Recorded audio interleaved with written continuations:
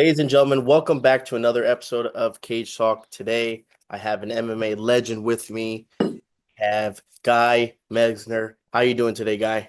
I'm doing well. I'm doing well. How are you? Pretty good, man. It's hot. Legend, huh? The legend, man. I mean, let me tell you, man. Nah, dude.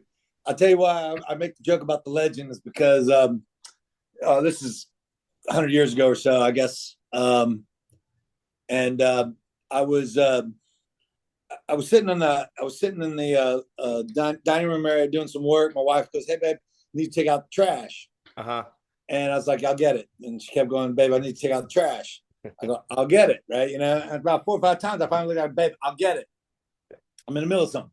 Then the doorbell rings, and it's like a UPS guy or some kind of delivery guy, and I Uh, had to sign for it, and he couldn't notice my chicken scratch. So he goes, "How do you spell your last name?" I go, "It's Mezger." He goes, "Mezger." He goes, "Oh my gosh, you Guy Mezger?" I go, "Yeah." He goes, "Oh my gosh, you're a legend." Then my wife hands me the trash bag. Trash can here you go, goes out. legend. Legend has to take out the trash. So as soon as I don't have to take out the trash anymore, then I'll officially be a legend. I'm the legend to take out the trash. So, That's awesome. But I feel like if no one's ever heard of you, again, a very underrated fighter, the best out of the best and was consistent with it, man. You've been in some wars, you've been in some controversy too with decisions, and we'll talk about that. But yeah. I think overall, career looking back, you were one of the very first pioneers in MMA, man. I mean, long black hair ponytail with one glove on. I mean, come on now. Who can't forget about that? Uh, so what we're gonna be doing is we're gonna be talking about your introduction into MMA. How did you get? What was your first combat sport? The one that split it off.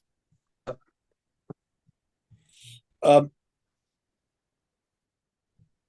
like football, and then I started doing karate at I did karate, started karate at about 13. So I was doing karate and wrestling, Okay. growing up all the way through. I wrestled in college a little bit. And I was a pretty successful karate fighter as an amateur. I was state, national, world karate champion. Nice. And from like age 14 to 20 or something like that. Yeah. Mhm. And I turned pro at 20. Nice. And then I started doing judo. I'd say about 20 years old, I started doing judo. Yeah. After I stopped wrestling, I went into judo. And at 20, I turned pro as a boxer and a kickboxer. Okay. And I fought, a shit ton of fights doing that. And then 94, I got in the UFC, and the rest is, History. So, Well, talking about that. and when I always did, I started doing jujitsu. I started doing Brazilian jiu-jitsu in the 90s. So, And obviously, back in the day, it wasn't where it is now, where people, fighters coming up, be like, hey, this is kind of the career I want to do. It was kind of something to do, correct?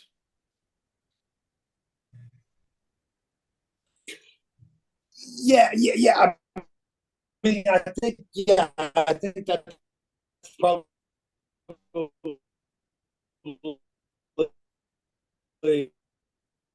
yeah,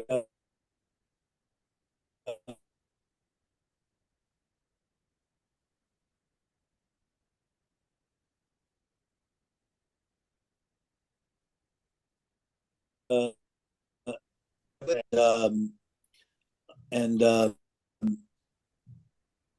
but I mean, I was like farting around with fighting and stuff, and I was fighting a lot, but I was just wasn't making any money. Hmm. So I saw the UFC. I saw UFC one, and to be honest, I thought it was just going to be some kind of gimmick pro wrestling deal. A lot of people And thought. and then yeah, and then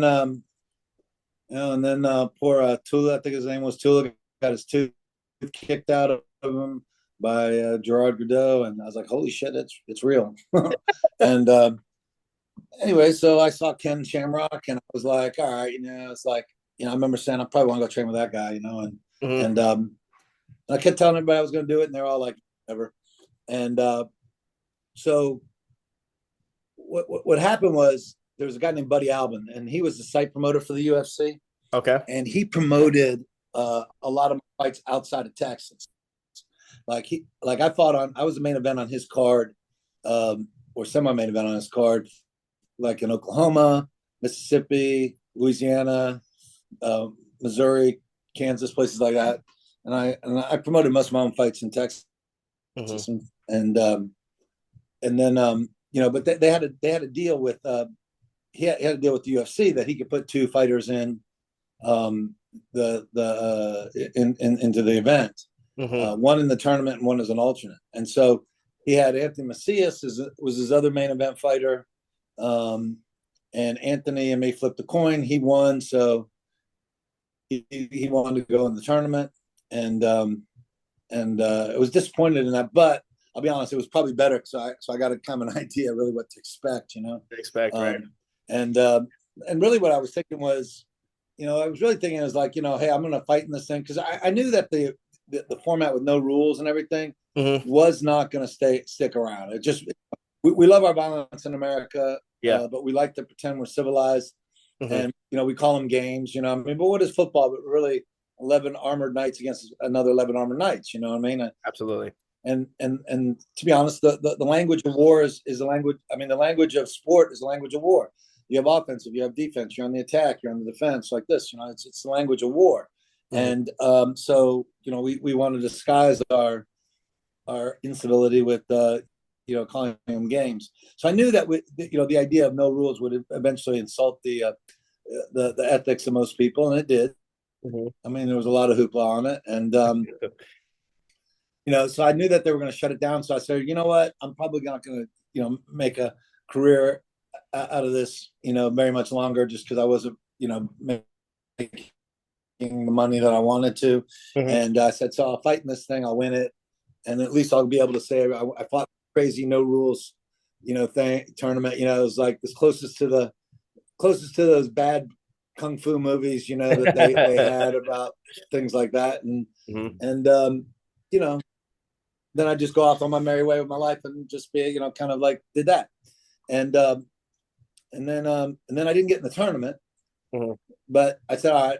So they promised me UFC 5 that I would get in the tournament if I won UFC 4. And so I said, okay, so I was going to go stick around. And my friend Oleg Tiktarov, I don't know if you remember Oleg, but Yep. he had kind of a iffy visa, and so he didn't know if he was going to be able to 5, and I'll go to an alternate position there, and then I'll just get in UFC 6. Hmm. And then Japan came knocking, and to be honest, they offered me more money than I'd ever made my entire life, and I was like, "Fuck it!" So I went and did that, and basically started a brand new career, mixed. In Japan, it was more of a career. In the United times a year, you know what I Hmm. mean. So you can make a living at it, like a really good living at it, Hmm. and and that kind of just re-sparked, um, I mean, basically rejuvenated my career, and I went on, did that until the story. So Yeah, because for the most part, you fought more in Japan than I think you did in the States, right? Between Pride and Pancras. yeah, Yeah, right. Yeah. oh yeah, I had like I don't know, like 40, 50 fights, something like that over in Japan, and I think I had like six or seven, maybe not, maybe only like 5 or 6 in the UFC, but I Mhm. fought in other shows too, Yeah, definitely. I you know, know and because I had Carlos Newton on, and he kind of explained to me like when he first started in the UFC, but he just there was something about fighting in Japan that he loved about. He said, I loved it over there, man. Like if I could, I'll still be over there." Do you get kind of yeah, that same thing almost? yeah, yeah. I mean, I think probably for different reasons. I mean, Okay. Carlos, to be honest, is you know, you know, Carlos is like he's like an old school martial arts guy, right? You know what I mean? And he well, he's a lot older now, but back then he was, young guy and stuff. But he carried himself in a much different way than a lot of the other guys did. You know what I mean? And so I could see, just kind of the whole appeal of going to Japan, and seeing all the incredible places that there are in Japan, stuff like that. There's some beautiful temples, there's beautiful places to go and see, and I could see that appealing to him a Hmm. great deal. So yeah, yeah. I mean, and I liked it. I'm a big history fan. I study history. I mean, to this day, I spend a lot of time, my spare time, reading about history and stuff.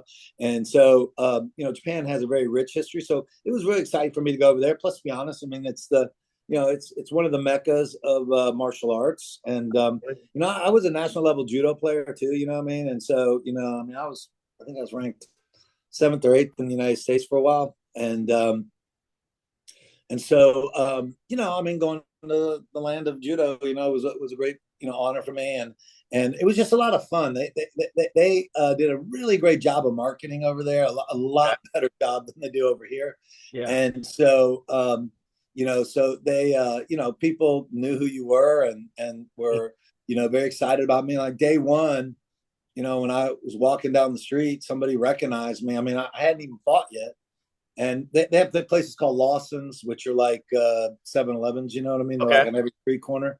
And you can get just about anything at Lawson's. And one of the things you can get is an autograph board, believe it or not.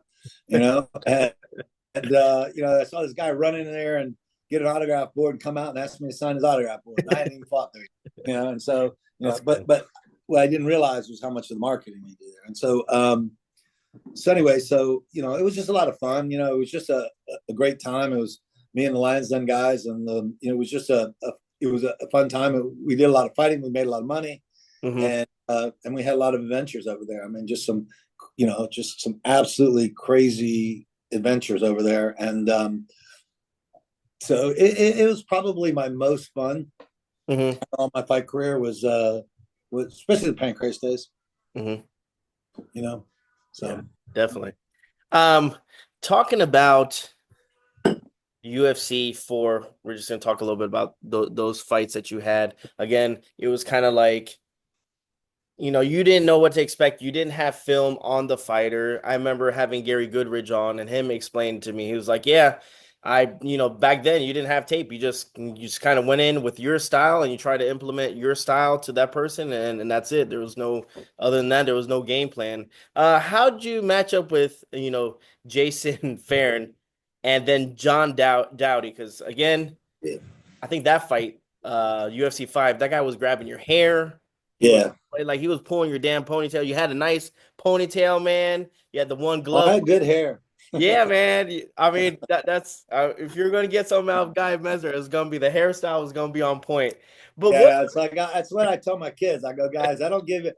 You get your looks from your mom, you get your brains from your mom, you get your athletic ability from your mom, but you get your good hair from your dad. Yeah, that hair was on point, man. And but yeah, okay. Well, to be honest, I mean, I think summed up. It was like no one knew what to expect. You know what I mean? And so, I mean, I just remember like, okay, first of all, everyone's, oh, it's like a street fight. It's like, no, it's not. Okay, no, it's not, because never in a street fight have I ever been in a 30 by 30 foot cage. You Yeah. know what I mean? I've never been in my pajamas, basically. And and to be honest, man, and I grew up in a much rougher than most guys, and I've been in a lot of fights, street fights, Mhm. in days and like I've met, like, on all those times in those fights. Now I met mean dudes, I'm vicious guys, strong guys. Like I've been shot and stabbed on, several occasions. Um, you know, um, I've been hit with a baseball bat. I've been run over myself. So I met all these vicious people, but I really met anybody with any skills.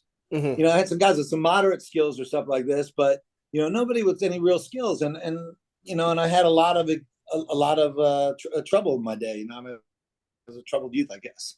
And and so so now I'm fighting somebody who had skills, and that was completely different. That was not like a normal street fight. You know what I mean?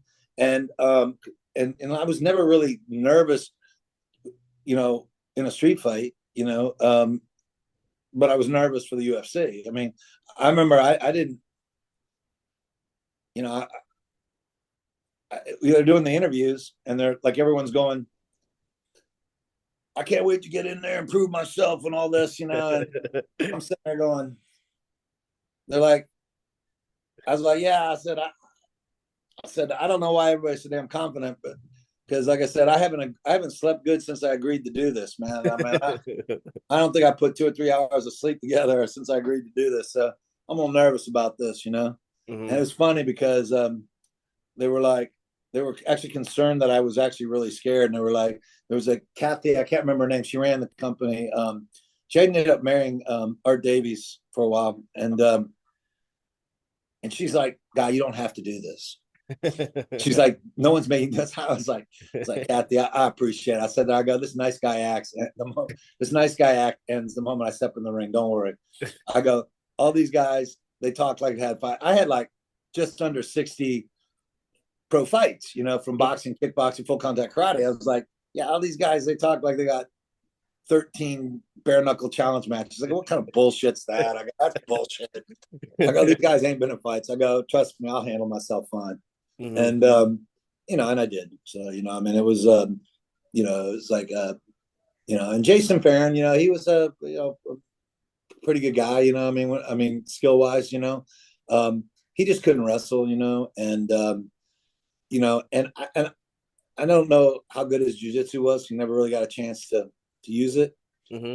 And John Dowdy, I'll be honest, he was a nice enough guy, I guess, kind of, but he was kind of a dick about things. I walked up to him. I was like, "All right, man, I just want you to know." It says, it was funny because actually, John, Big John, goes, "Hey, guy," goes, "You gonna try to make an agreement with your opponent not to grab your hair on this one?" And I go, "Yeah, I guess." He goes, "Well, he's bald. Good luck with that one." And so anyway, so I approached him. I was like, "Yeah, hey, dude, I said, we don't have a girl fight here, so you don't pull my hair like this." I go, "I'll be honest, man." I says, "I'm uncomfortable with the idea of headbutting people and elbowing people unnecessarily." I said, "Listen, I won't be doing any eye gouging or biting or headbutting or elbowing if you don't pull my hair. You know what I mean?" And he's like, "Yeah, sure." And the first thing he did was pull my hair.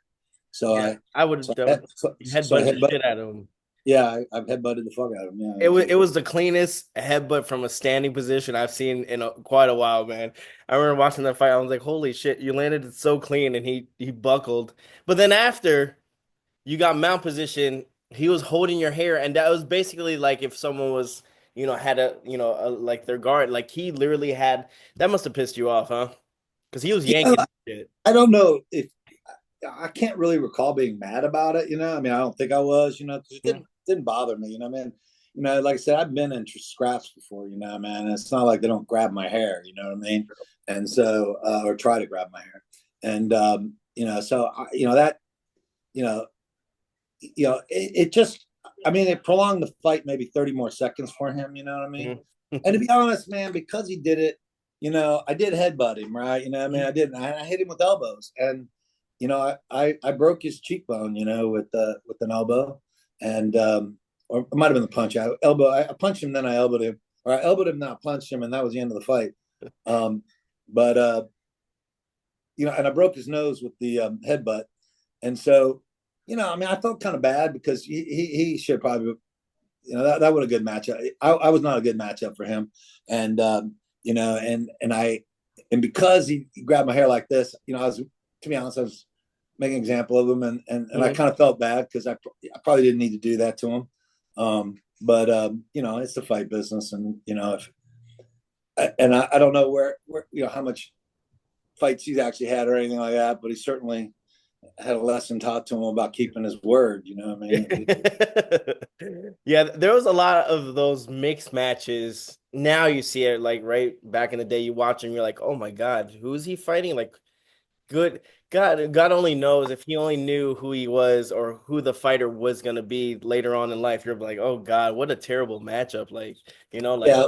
Well, you know, the problem is that they, what the UFC really did was they called out all the clowns.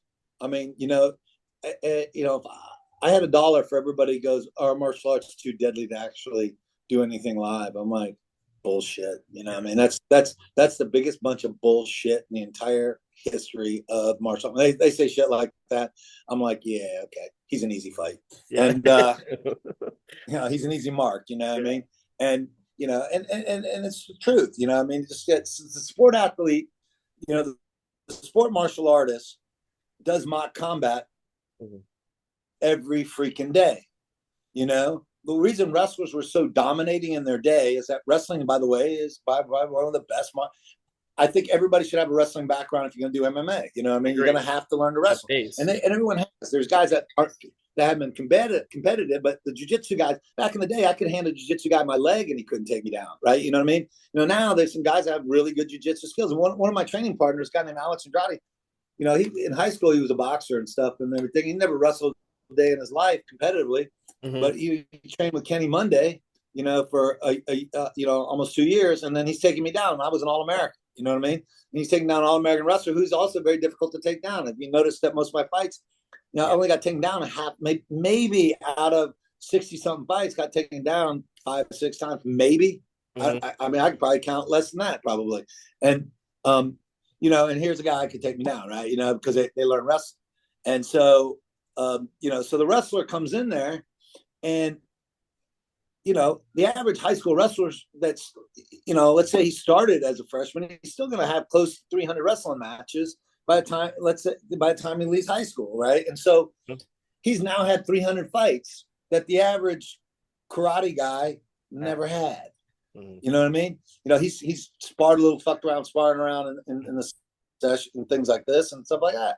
And and so yeah, so you've done some sparring in class, and I've got to, and again, if you're any good at wrestling, like I wasn't even that good of a wrestler, I'll be honest. I mean, I kind of get a little bit more credit for being a better wrestler than I was because I was a UFC champ and everything. People, oh yeah, I remember you wrestling. I was like, you probably,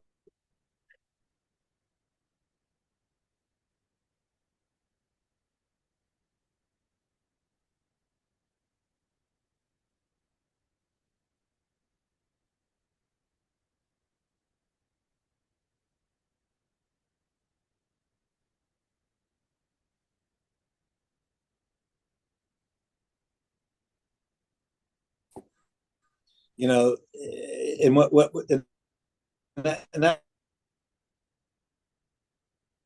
really just was the telling difference for the progression Hmm. of MMA. The progression from mixed martial from no holds barred to mixed martial arts is that people saw the value of understanding all these different, understanding grappling, understanding,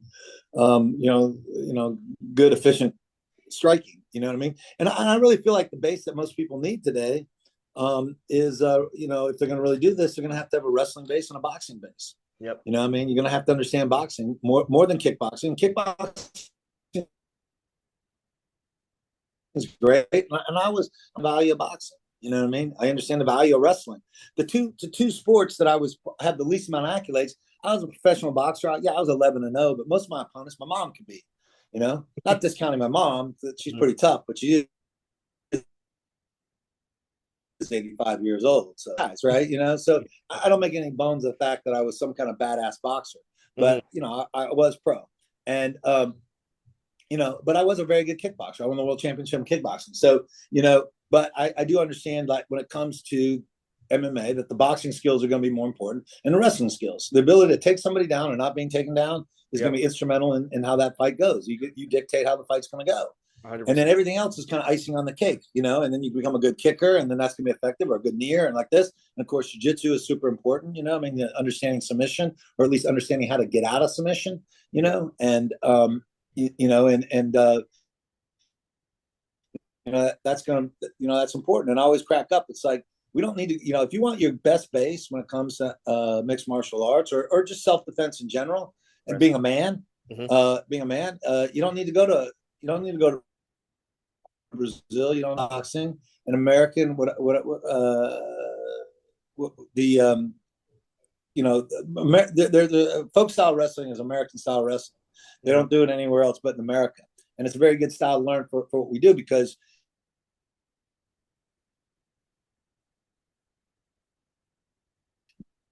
not only you takedowns and stuff like this, but it's about you don't need to go anywhere like that. Now, I would say for women, when it comes jiu-jitsu is going to be really super important for them because they're not going to be strong enough. Yeah. You know what I mean? They're just not going to be strong enough to be able to take me down. I've never met a woman that could take me down, right? You know what I mean? And and I probably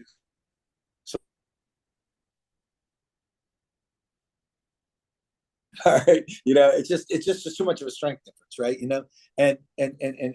that's just the way it is. And Yeah. and again, women should develop kickboxing because again, if they're fighting a man, their punches aren't going to be that effective against a tough guy, but your kicks are Absolutely. going to be effective because your kicks are going where you can get your knockouts. Yeah. So it's a little different for men and women, but for guys, hey, learn wrestling, you know what I mean, and learn boxing, you know what I mean, and to be honest, man, they're still the most inexpensive sports too. It's a little bit more expensive now. I remember, like, wrestling was super cheap when I was growing up. Now, like my son, man, it cost me, probably a good $12,000, $13,000 a year, Yeah. to get him wrestling in the national tournaments and stuff and everything, but still relatively inexpensive when Yeah. it comes to, playing baseball or football or something. Because he also played baseball. Holy shit, man, that one was fortune. And yeah, it's like, Yeah. damn, we got to take a loan out for that. And so having and most police athletic leagues have great boxing programs. You get in there as a kid, you do that, you get it's really inexpensive, and you get your best base. And to be honest, you grow up strong. I grew up wrestling. I was chimpanzee strong. My son, was 16 years old, was so strong. I'd have him spar like I had a contract with the Navy, and so I'd have a bunch of EOD guys and Navy SEAL guys train with us and stuff. And he dropped two of the Navy SEALs with body kicks at 16 years old. Shit. And just because he was just so strong, right? You know what I mean? Growing up wrestling, so you grow up wrestling, you're gonna be chimpanzee strong. You know what I mean? And that's going to obviously help you in MMA, right? You know what I mean? And because that, again, we like that, like jujitsu. Let's say, oh, you don't need to be strong to be jujitsu. Yeah, you do. Mhm. If you're going to get me an armbar, you better be really strong, okay? Yeah. Because I'll be able to pull out of it. Well, maybe not now. I'm an old man, but my younger days, you're not going to catch me with that. This is not going to happen, right? You know what I mean? Because I'm going to be so strong. And so yeah, so having strength is going to be an important part. You get that with wrestling, you know what I mean? You get particular wrestling, you get that whole balance thing. And so, I think that we have a great opportunity for a lot of young athletes today. You know what I mean? To to go, they don't need to be in big expensive martial arts schools necessarily. If they just join a wrestling program, go down to the city boxing and learn how to do it. And then once you get the base like that, then Then you get can in your travel. jiu-jitsu program, then get in your kickboxing stuff like that, and it'll make life a lot easier for you. Yeah, yeah, definitely. I remember, yeah, I remember taking it in Miami for the whole year. It was a little boxing studio in Tropical Park. It was 150 for the whole year. You can go in as many times as you want. The only thing is, obviously the instructors had their fighters that they were going to be, being competing and stuff. So they kind of focused on them. They'd come and, hey, do some shadow boxing. Hey, go run or do a lap, or hey, once in a while. But for the most part, I mean, you had a free gym right there just to work out. So I mean, that Yeah, in itself was pretty good. So. yeah. I mean, they're good programs. Yep. It's funny because wrestling and boxing were poor man sports. And they are the king sports. To be honest, it's like everybody wants to. It's like, well, I always like the joke. Everybody wants to shake the hand of the champ. They just don't want you dating his daughter. You know what I mean? You know, and It's but pretty. I like that one. it's the truth. Let's talk a little bit about UFC 13. Yeah. You won the tournament, beating Tito Ortiz. Again, there was a little. and we'll talk a little bit about the controversies in some of your fights. Uh, they said that there was controversy saying that you tapped, which obviously you didn't. I went and looked back. I'm like, there's no way in hell he Yeah, tapped. You were obviously trying to block the knee, and but that's like saying that Randy Couture tapped against Tito Ortiz when he was spanking his ass. Like that was like more of a legit tap than yours. But again, back in the day, it was kind of all over the place, right? They knees to the head, yeah, and then they stop you because you had a cut in your head, and then they they brought you had back. It was kind they of introduced it. Well, they had to do the cuts and stuff like that because mhm, of, the state, and so that was just part of the deal, mhm, and we knew. I mean, they, again, I mean, there was, I mean, it was an evolving thing. I think we all realized that. I mean, like one fight in Buffalo, they couldn't do closed fist punches. You know what I mean? And that was thrown on them like the day of the fight.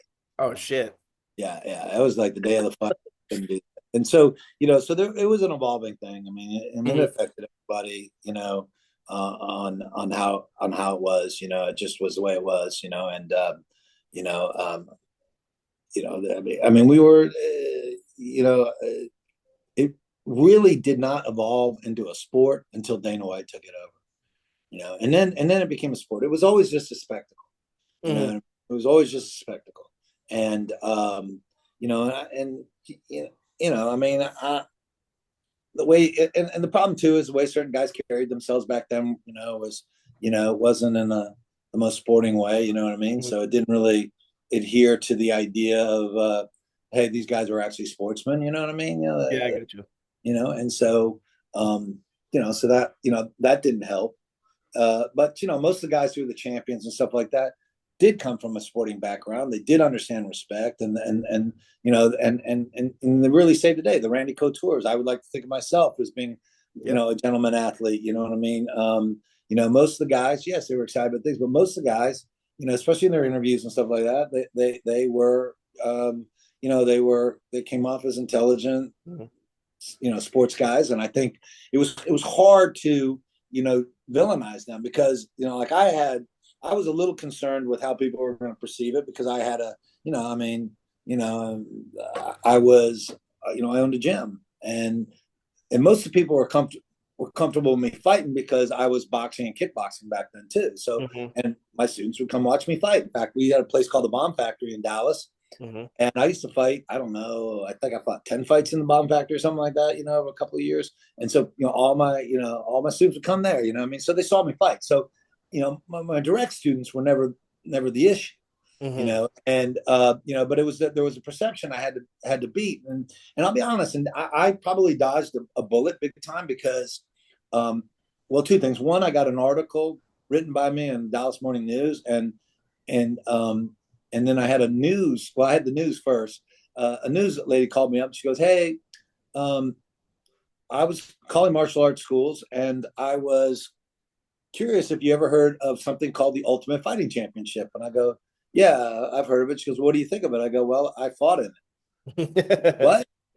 She goes, "Yeah, I fought it." "You're kidding me." And I go, "No, yeah, I fought. It was after UFC 5. So I fought in UFC 4, UFC 5." And she's like, "Would you do an interview with me?" And I sit there, I go, "I will, if you promise to give me a fair shake on it." Because I said, I'll be honest. I said, most of the stuff they do is a hit job.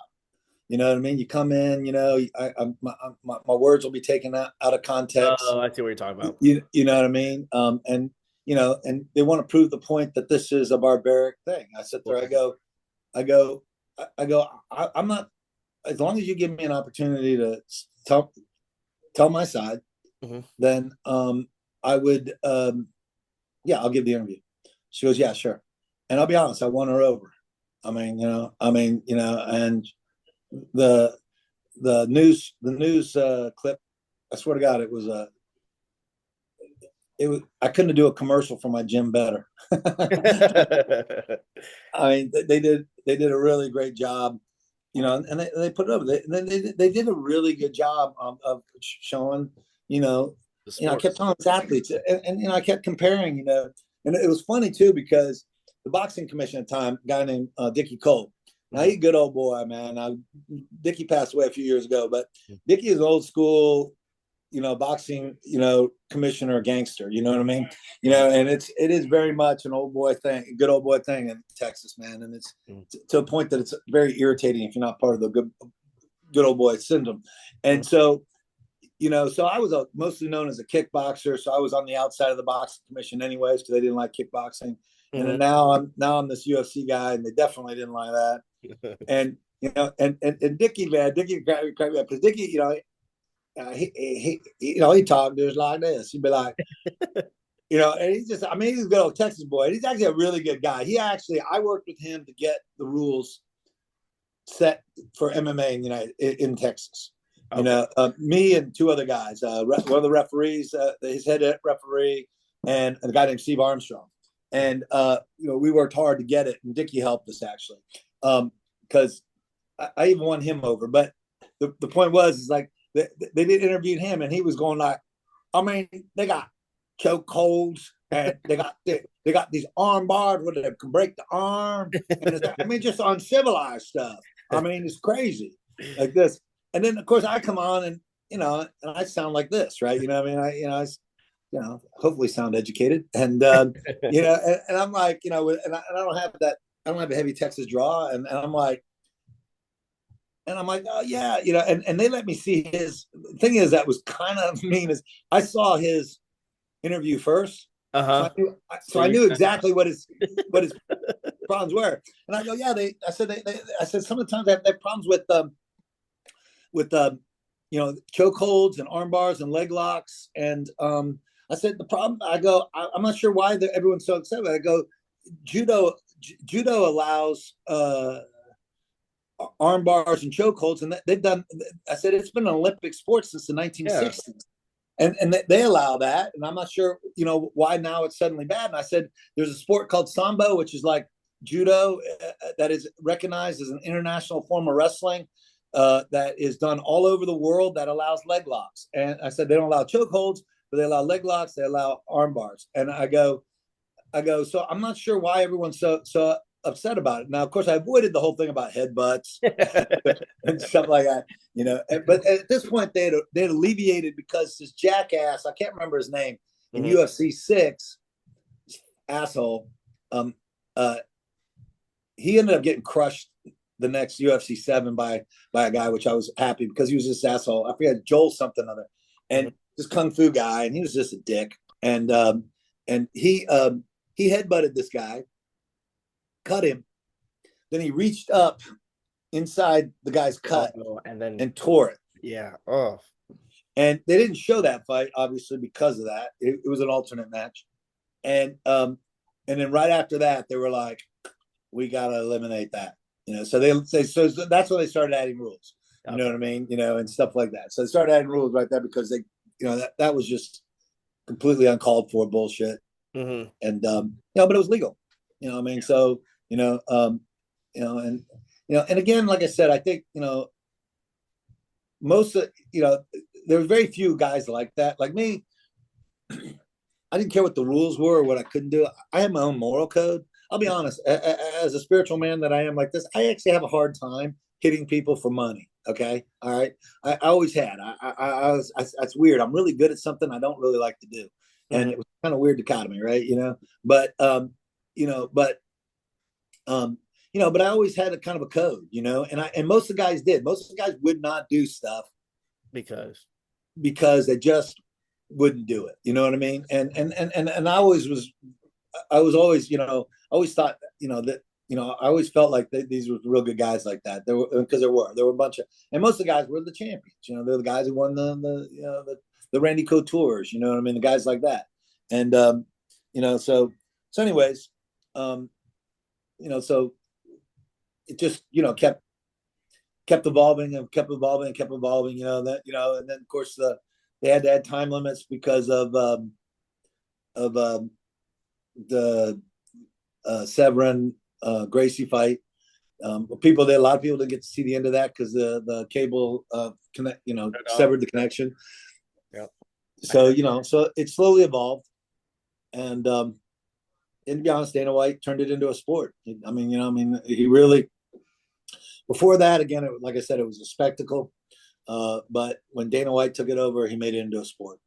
When did you get in contact with Ken Shamrock, and when did the Lions Den officially start? It was right after UFC 5, right? Once you kind of No, went. no, it was UFC. It was before UFC 4. Okay. Okay, so all right, you remember like really the original UFC wasn't about athlete against athlete. It was really style against style. Style versus style, yes. Yeah, because they were promoting the Gracie Jiu Jitsu thing, right? You know what I mean? Mhm. And so they were going Gracie Jiu Jitsu is the greatest thing since sliced bread, and so they were having styles, and what they wanted was they wanted a kickboxer, and at the time I wasn't the champion, world champion. I was number one rated, Mhm. and so I was number one rated, and they wanted them, and they wanted to fight. They wanted me to fight a jiu-jitsu guy. What they didn't know, and I didn't really volunteer that information, was I was an all-American wrestler. I was a national level judo player, on top of being a boxer and kickboxer, right?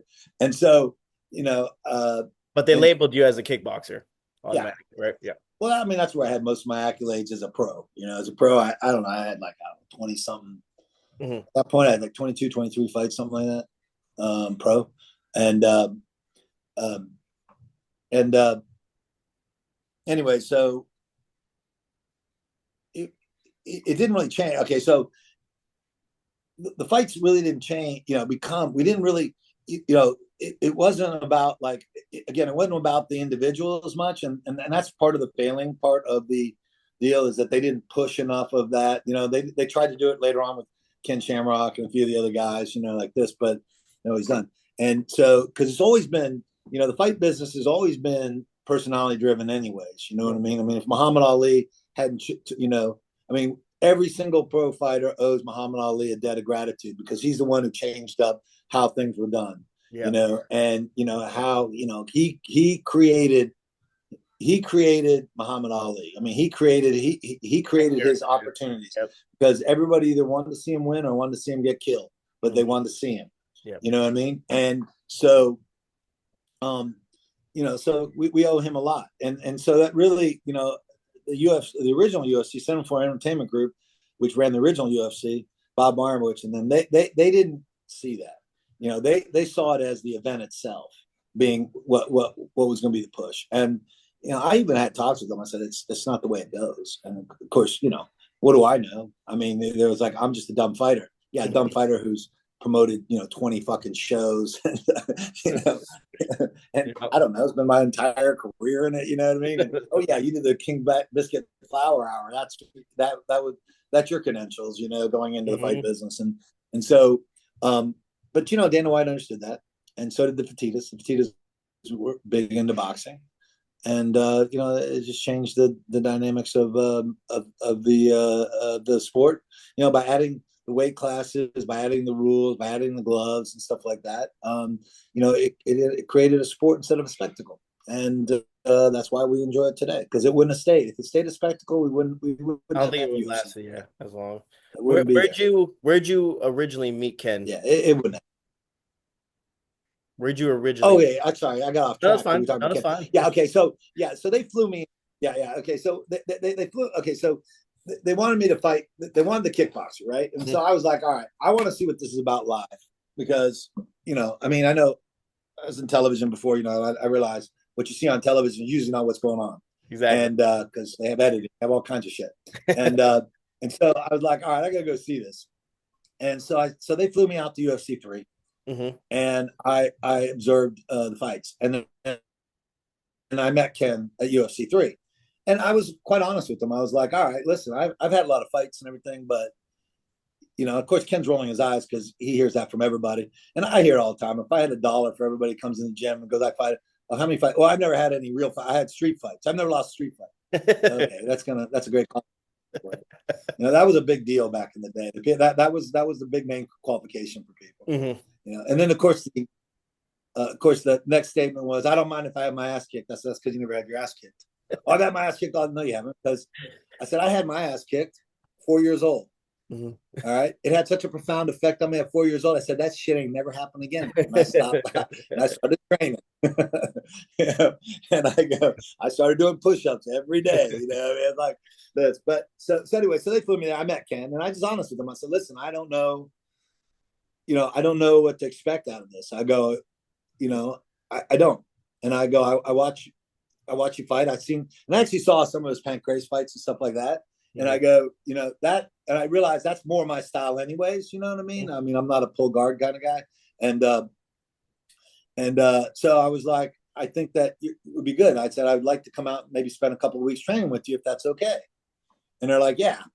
And so okay, so it's actually a fun story. It was like, all right, so I was a United States kickboxing champion, and I was trying to get, I was well, WKA had me at number one, but everyone else had me at like number three or Mhm. four. And um, so I had a mandatory title defense for the United States title, and then I was going to, if I won that, then I got an opportunity to fight for the world title. Mhm. And so, and I always want to be the champ, right? And so, and again, I didn't realize that, I didn't think the kickboxing. I mean, I didn't think MMA was, or UFC was going to be around for very much longer. And so I was like, all right, let's be the champ. So I fought my mandatory fight like December 1. Then I left and went. I literally left the next day, flew out to Ken's, did the infamous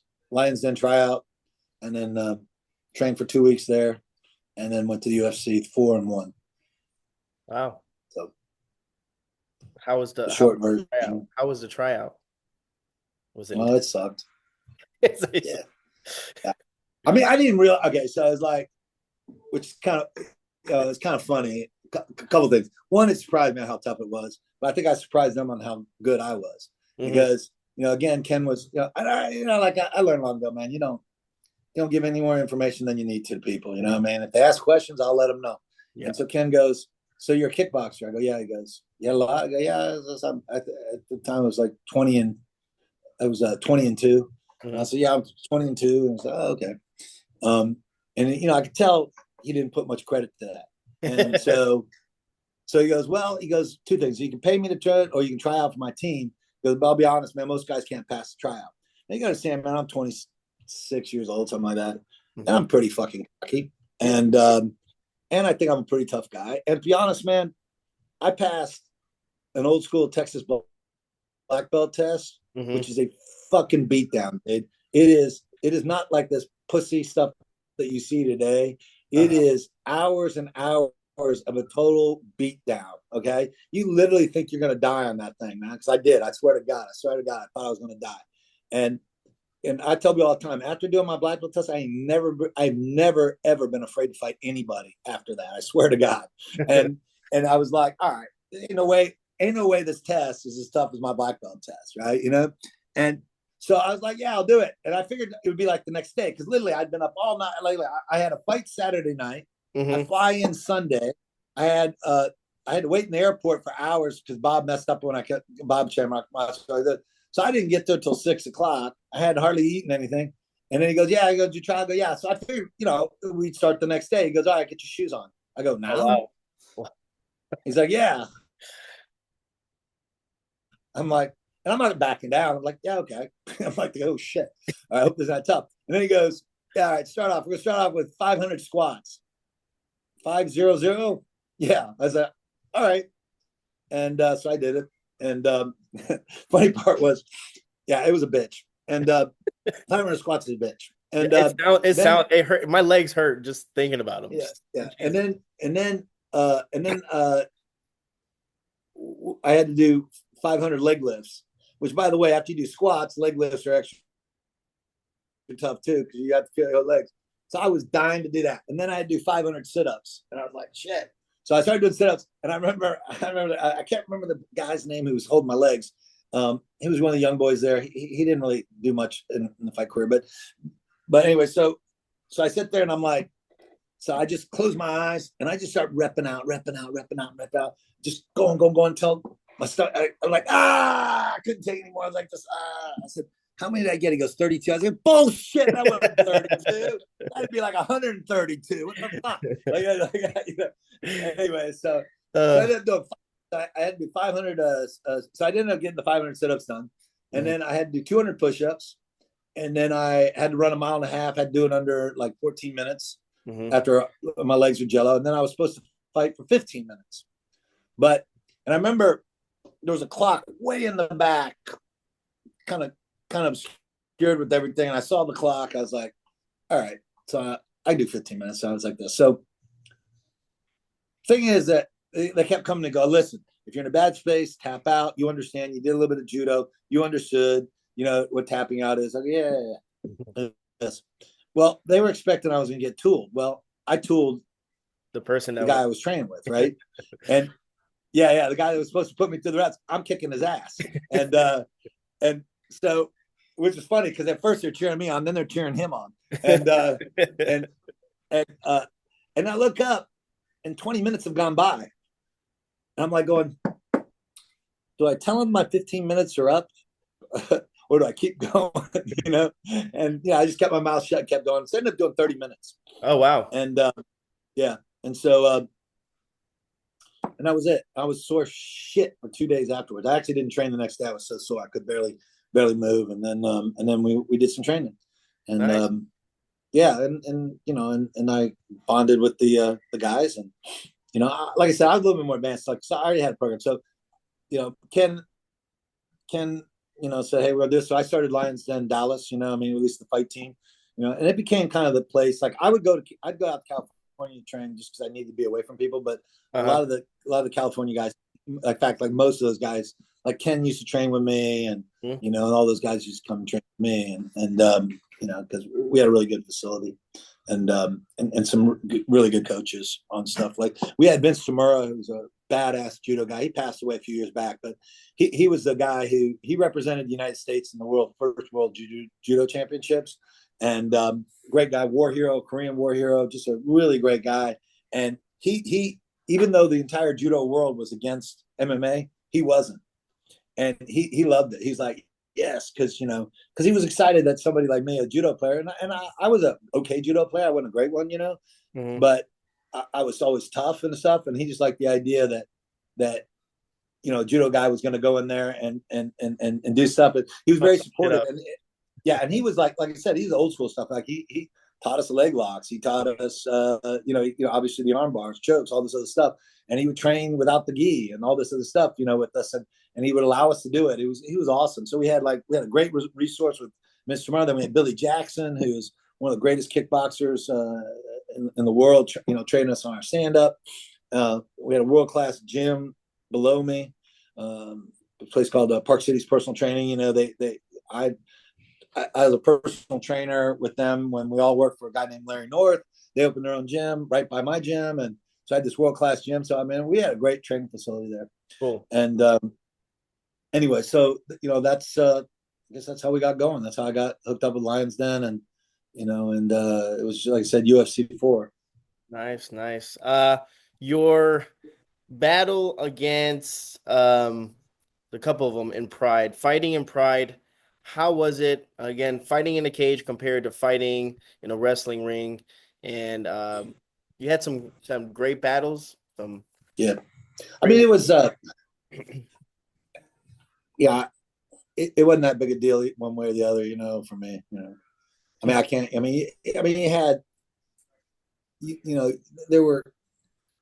There were advantages and disadvantages to everyone. Mhm. To be honest, I bore the shit out of everybody with the nuances of it. You know what I mean? To be honest, it wasn't that significant of a difference. I know a lot of people act like there was, but Mhm. fighting's fighting. You know what I mean? Yeah. Get over it. Mhm. So, Did you like the but organization it was like I said, as itself? I know you explained saying that they no, promoted the fighters a lot. No, you didn't like the organization. not Pride. Pride was dirty.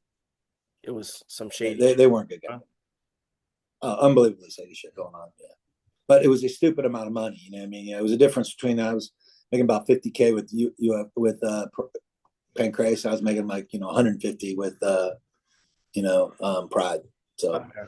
Yeah, so I heard some stories. I know I had Tom Erickson on Big Cat, and he was saying yeah, how they right before his fight, they wanted him. He's a wrestler, obviously based, and they wanted him to stand up, and he was like, "I'm not gonna stand up. I want to." And for that reason, after he Yeah, well, they do that shit all. they did, ugh, Yeah, oh yeah, they would do it. Like, yeah, they would suggest that all the time because their guys wouldn't stand a chance. You know what I mean? Usually, like, um, I can't remember the name of the Japanese. It was Japanese kickboxer. One fought K1 and all that kind of stuff.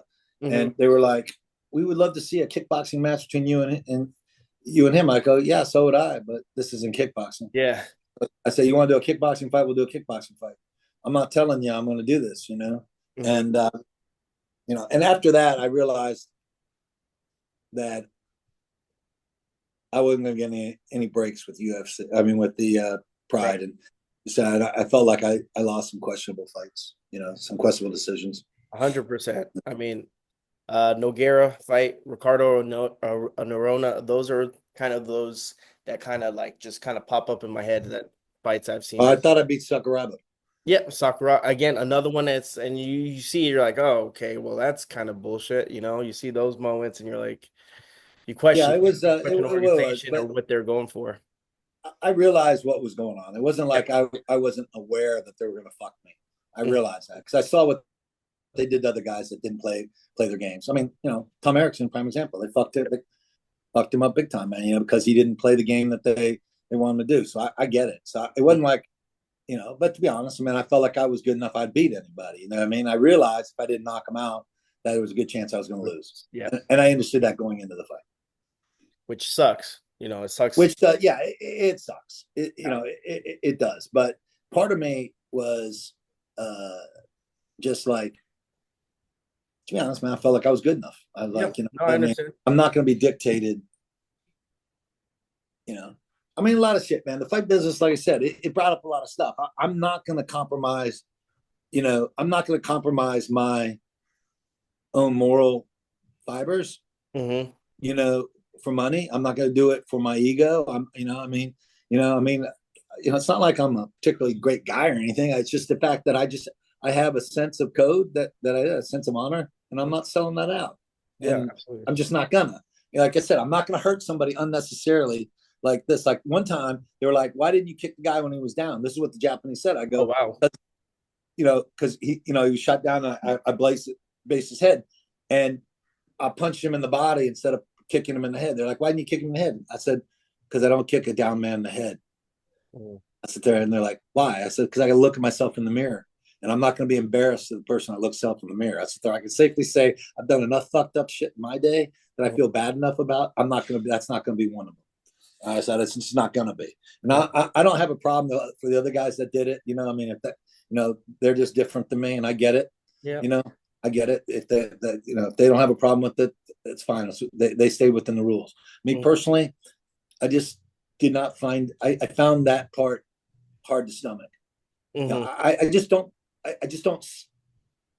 I can't justify in my mind hurting somebody that unnecessarily for For that money. for that reason. Yeah. Yeah, I mean, Makes seriously, if he did something to my wife, yeah, Mhm. they'd have to peel me off the guy. I'd Yeah. be sucking his guts out. Mhm. But this is for money. And the sad part is I liked most of those guys. You know what Yeah. I mean? It wasn't like I had a problem with them. You Mhm. know, I liked them. They were decent men for the most part. You know what I mean? I'm not going to do it. Yeah. And a lot of guys did. A lot of guys did. You know, and it's just what it was. Yep. You What know, would you say was your biggest achievement or best moment in your whole career? If it, a whole career. yeah, I mean, it's a quite lengthy career, and there's obviously good stuff in there, but just Yeah, maybe. well, I'll give you a couple of highlights. How about Okay, that? let's Because go. I think Let's like go. I think okay, when I won the world full contact karate championship, Mhm. there was only 8 other non-Japanese guys to win it Cool. That's since they started letting foreigners in. uh-huh. Which no one ever like sees that because no one ever follows full contact karate, right? You know what I mean? Mhm. But you know, at the time, I think they started letting people in like either 1976 or 1978. They started letting foreigners in, and at that point, only 8 other guys had won it, and or 7 other guys, and I was one of them. I became the 8th one, so that was kind of a cool accomplishment. I think probably my smartest fight that I ever had. Probably one of my best fights I had. It wasn't the most exciting fight I ever had, Mhm. but it was just the sheer fact I beat somebody who was better than me by just being smarter than he was at that time. Was Fanaki. When I beat Fanaki for the championship, um, I had to figure out how to beat him because Fanaki was really good. He was in his heyday. Very, very tough to fight. He was physically, most people look at the Japanese as little guys. Funaki was bigger than me. You know what I mean? He outweighed me by about a good 5, if not 10 pounds. We were about the same height. Super skilled. And he beat me twice before. He broke my leg one time, and he broke my arm the other time. I mean, literally broke him. All right, and um, he and I just outsmarted it. I like, all right, how do I fight this guy? And I realized a couple things. I realized, okay, what he does not see, he's never seen, is American freestyle karate. And I was really good at American freestyle karate. And I said, because American freestyle karate attacks at all kinds of funky angles and shit. Yep. Yep. If you watch Japanese fight karate, it's like Hmm. back and forth, back and forth. There's no linear movement, no head movement, none of that kind of stuff. And that's actually probably why I won the world championship in karate, because I was using all these funky angles and stuff, and none of them were used to it. Hmm. And they weren't used to the front leg round kick as quick and as fast as mine was. And that was also one of my weapons. So I realized, okay, I got this fast round kick. I can use these funky angles. I was a better wrestler than Funaki. And he was much better at submission. We were probably pretty close to even in striking. I think I hit harder than he did, and so I realized that part. I know if I get them into a slugfest, that I could probably put him away. Not that I like slugfest personally because I just don't like getting hit. Hmm. Um, but I realized I might have to do this to beat him, and I just outsmarted him. I just outmuscled him. I kept throwing him into the corner and just started beating on his body. You know what I mean? And I don't know if it's cheating or not, but I remember having pushed up there. I was, because it's a 30-minute fight, I was tired. I was pushed him up against the corner, and he's also kind of taking a break, for a quick second. I look up, and because my head's like he's here like this, and I look up and I see the screen, Uh-huh. and it has a picture of me. It sees you see the back of my head and body, and you see him pushed up there, and I go, oh, he's not covering his head. Pow! I smacked him like this. So I think I cheated by looking at the video, realized he wasn't covering his head. So I smacked him in the That's face a using couple your times like that. resources. That's not cheating. That's using your resources. Yeah, That's yeah, intelligent fighting. and yeah. So beating him was because anybody's that I've like he beat me twice, Hmm. and and then that I mean losing anything losing once, let alone twice, doesn't sit well with me. Yeah, I'm I about to mean, say, like, I'm how did probably you a little bit how did too you too kind of competitive. work about that? Yeah, how did you work about that, especially knowing already that he beat you twice? Did he already have like a mental edge on you already, or how's that? How do you kind of? Yeah, a little bit. I mean, Yeah. what he did is he made me really what it was I took him very very serious. You know what I mean? I mean, I was like I got to figure out how to beat him.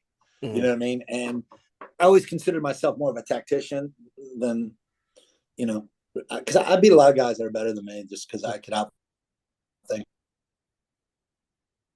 technically was better than me, especially at at shoot wrestling, you know what I mean? And I just outsmarted him. And when it came to that stuff, like he'd throw punches, I'd walk through them, you know, you know, kept hitting him.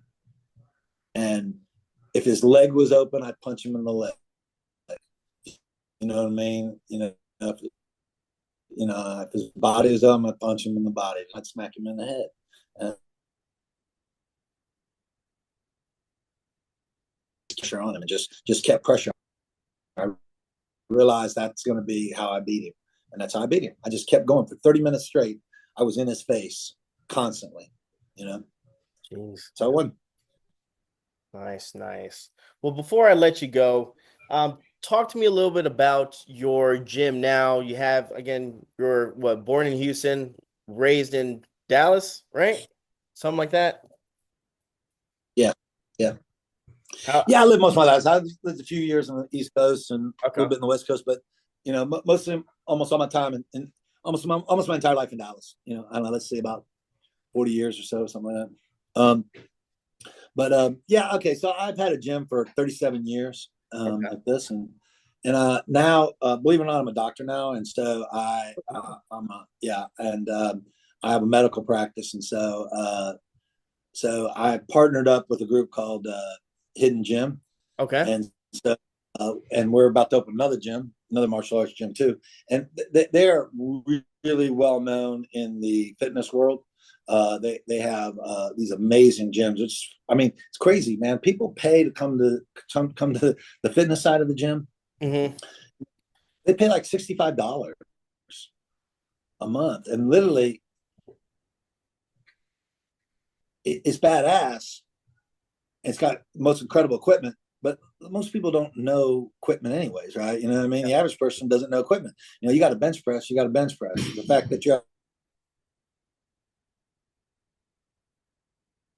but I didn't know that, and I've been a personal trainer since 1990. You know what I mean? So it's like like this, but they have this. They have this great community. They have this great job doing community, and to be honest, they inherited me from another group, and so they do all the marketing for me. They do all the stuff like this, and literally we have 400, a little over 400, actually a lot more. I'll know this Wednesday, but I think we're close to 450 members just on the martial arts side. And so we have about 650 on the fitness side. So we are almost 50-50 martial arts to fitness, which, is saying something. That's how they do an amazing job of marketing. And so we're about to open another one, same model. And look forward to that. And the nice part is all I have to do is come in and like my staff, like the newest member of my staff has been with me for 6 years. The next Wow. newest member has been with me for 15. Oh, wow. You know what I mean? I've had people working me like my general manager has been working for me for 25 years. You know what I mean? I just had one of my staff members retire. He's been with me for 37 years. Wow. He came with me. And so we created a lot of loyalty, with the staff, and I've got great staff members. I mean, they're very high qualified, Hmm. and they're just good people. They know how to treat people, and obviously we've been in business since for 37 years, and trust me, I'm not a good businessman. So because we have a good quality product, you know what I mean, and it runs itself, and it allows me to become, be a doctor, which I enjoy. It's not that I didn't enjoy my fight business. I enjoyed it a lot, but Hmm. I enjoy helping people heal up and be better than I do punching them in the face. And it might also be too, I changed a lot after having kids. It's Yep. weird. Kids will change your DNA a tremendous amount, I, and and having my kids and everything. I think I'm a much softer man now, and I don't, I'm not quite as angry at the world as I used to be, and and I think it's reflective in you know you know to be honest, my professional choices. Like I said, I enjoy being a doctor. I work hard on making people healthy, yeah. and we do a good job. Company's called Dynamis Online. We have an online company, and we have a bricks and mortar location. Hmm. But to be honest, man, with telemed now today, we do mostly telemed stuff. Though it's insane. I mean, it's literally we have not quite 1,000 patients on Hmm. telemed. You know, it's Wow. insane. It's insane. I mean, telemed has changed medicine a lot, and like and on it allows us to like I treat people that just wouldn't be able to normally see a doctor on a regular basis. You know what I mean? Yeah.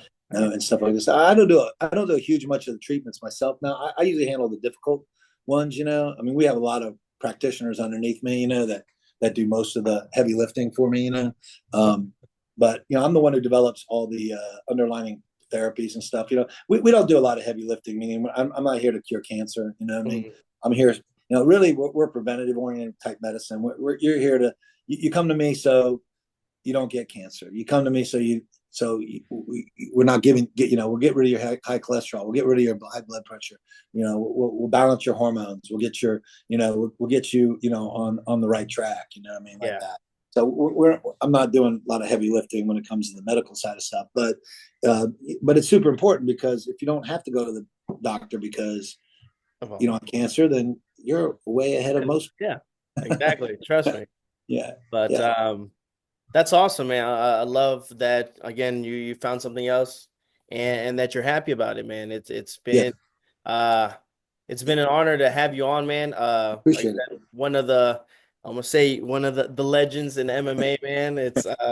But it's it's good to hear your side and talk a little bit about fighting and life, and just wanted to say thank you so much for your time, man. It's Yeah, been no worries, man. My pleasure, brother.